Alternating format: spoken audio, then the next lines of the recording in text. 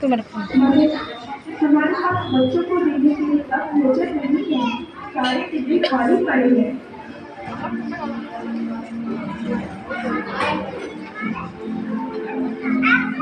लो, नहीं, इनको तो देखते ही मेरा खून होने लगा। चले जाओ, हटो। मेरे बच्चों के लिए कुछ खाने को दीजिए। ये लो, छू। धन्यवाद। ये तो मेरे लिए है। मेरे बच्चों के लिए भी कुछ दे दीजिए।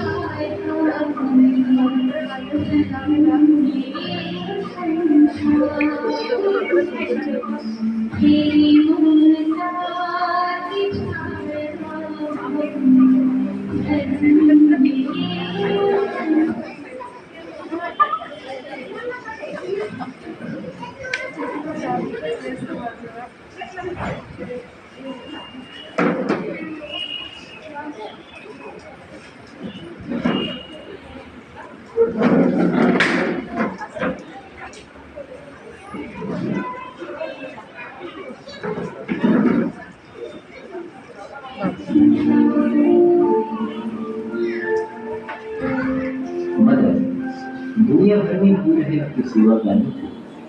आप कुछ नहीं जानती, इसके लिए धन कहाँ से आता है?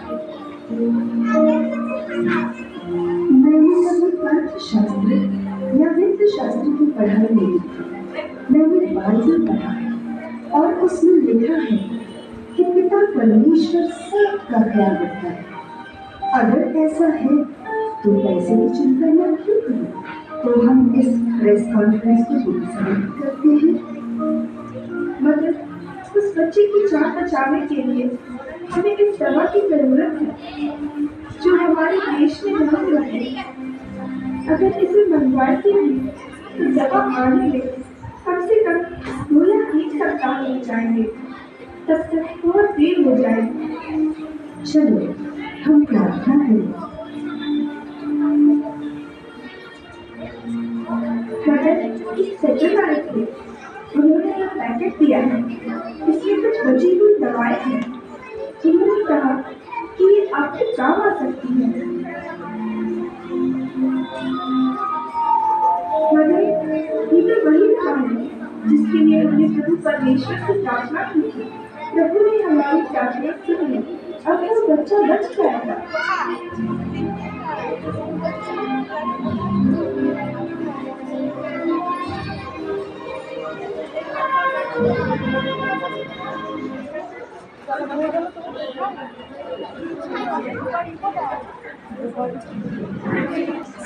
आगे सो कैमरा तो उठছে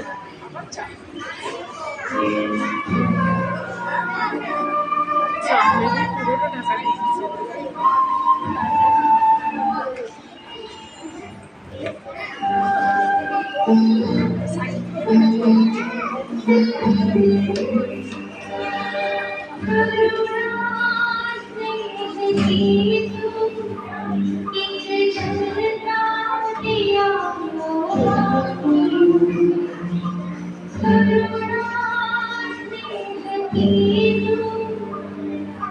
बार-बार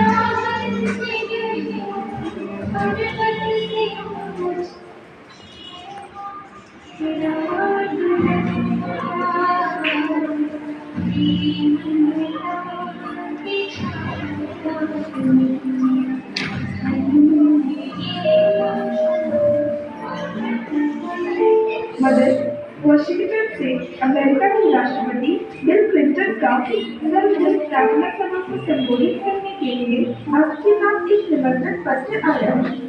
यह सभा 3 फरवरी 1994 को है, जिसमें अमेरिका की सभी पार्टियों के सांसद उपस्थित होंगे। उसमें श्रीमती क्लिंटन भी उपस्थित रहेंगी। मैं जरूर जाऊंगा।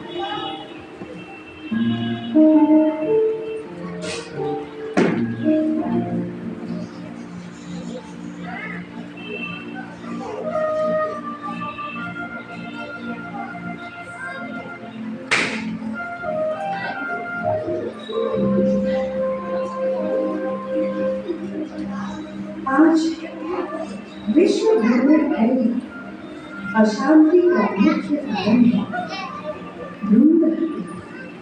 हम सब जानते हैं कि भ्रूण हत्या में क्या होता है। माँ अपनी समस्याओं को हल करने के लिए खुद अपने ही बच्चे को रखती है। भ्रूण हत्या निर्दोष बच्चों के खिलाफ एक युद्ध है। यदि हम यह स्वीकार करते हैं कि माँ अपने खुद के बच्चे को मार सकती है, तो हम यह कैसे कह सकते हैं कि एक दूसरे की हत्या मत करें। जो राष्ट्र भ्रूण हत्या को स्वीकार करता है, वह अपने लोगों को प्यार से नहीं बल्कि हिंसा का उपयोग करके अपनी चाहत पूरी करना सिखाता है। इसलिए मैं कहती हूँ, शांति और प्रेम का सबसे बड़ा विध्वंसक शक्ति भ्रूण हत्या है। राष्ट्रपति महोदय, इसलिए हम बच्चों को गोद लेने के द्वारा भ्रूण हत्या के खिलाफ लड़ रहे हैं। Yes, President, we fight abortion and adoption.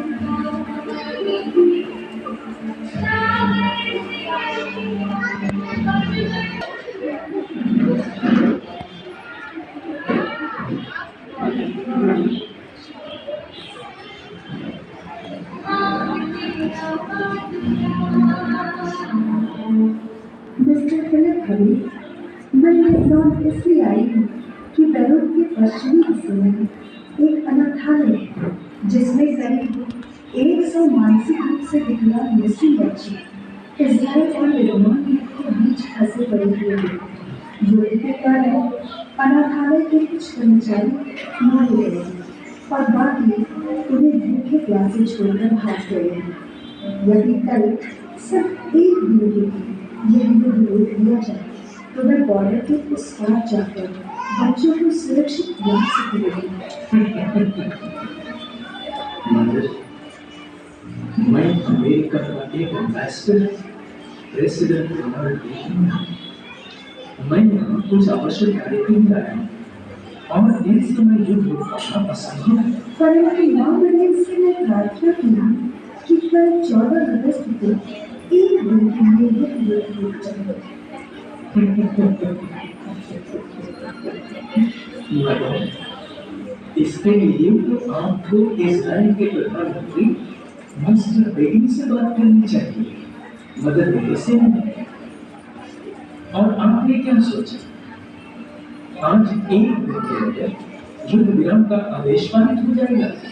Mister Harbi, मुझे पूर्ण विश्वास है कि कल युद्ध विराम होगा। मगर यदि ऐसा होगा तो मैं स्वयं आपको बाहर ले जाने का पूरा बंदोबस्त करूंगा।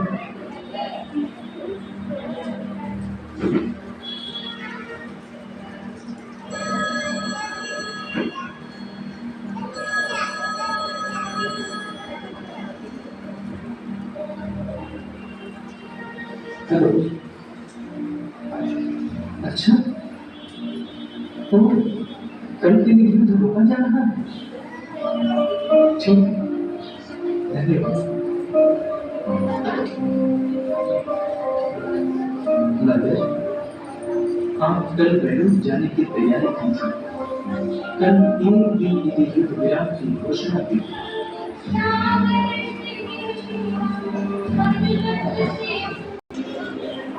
Bye bye. আর এটা বোপারি পোটার বলছে আবার বদমাস চুপ বোপারি করে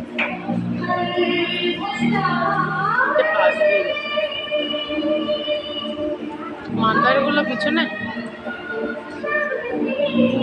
এই জাসমিন দিদি কখন এসে নাটক করে দেখলাম না।